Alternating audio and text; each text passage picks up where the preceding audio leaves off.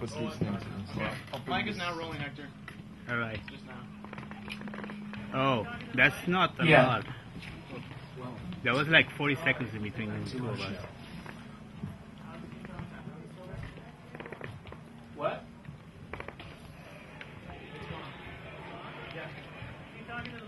Yeah. Hello everyone, welcome to the story of the destruction of the Second Temple in Jerusalem and Kamza and Bar Kamza. Tonight's play will be in 4 short acts, and between each of the 4 acts there will be a debate. And in order for you to get as much out of the debate as possible, we'd like you to use your laptops to log into this link above, and you can use the wireless instructions over there to be able to connect to our wireless network.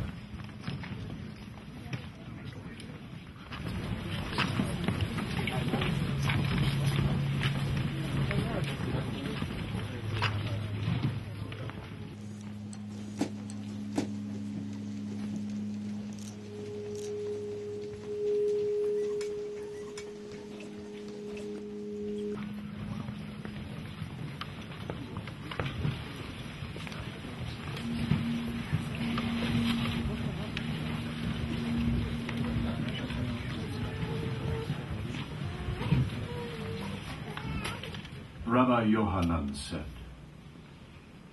"What is illustrative of the verse? Happy is the man that feareth always, but he that hardeneth his heart shall fall into mischief." The destruction of Jerusalem came through a Kamza and a Bar Kamza. The destruction of Tur-Malka came through a cock and a hen. The destruction of Bethar came through the shaft of a leather.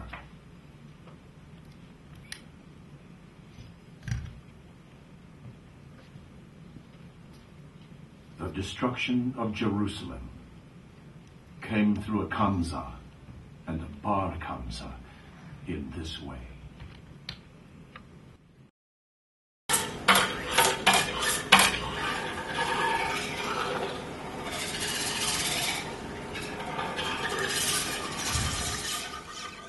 Cultural misunderstandings between an occupier and the occupied people, which leads to utter total destruction. And I think that's a very important crux to the story.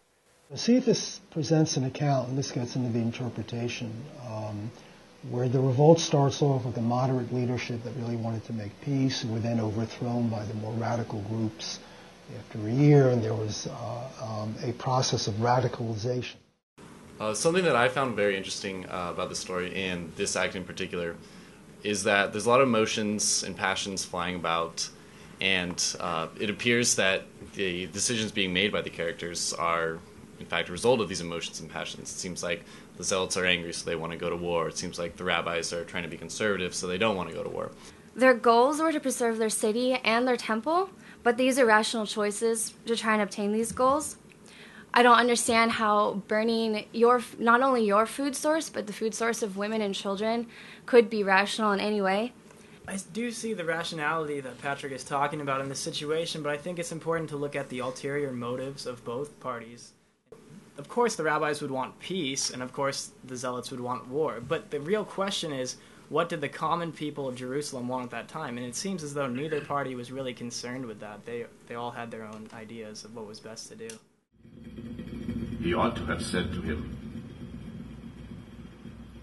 "We take a pair of tongs and grip the snake and kill it, and leave the jar, leave the jar, leave the jar intact. We take a pair of tongs and grip the snake and kill it, and leave the jar, leave the jar, leave the jar intact. We take a pair of tongs and grip the snake and kill it, leave the jar, and leave the jar, and leave the jar intact. We take a pair of tongs and grip the snake and kill it, and leave the jar, leave the jar."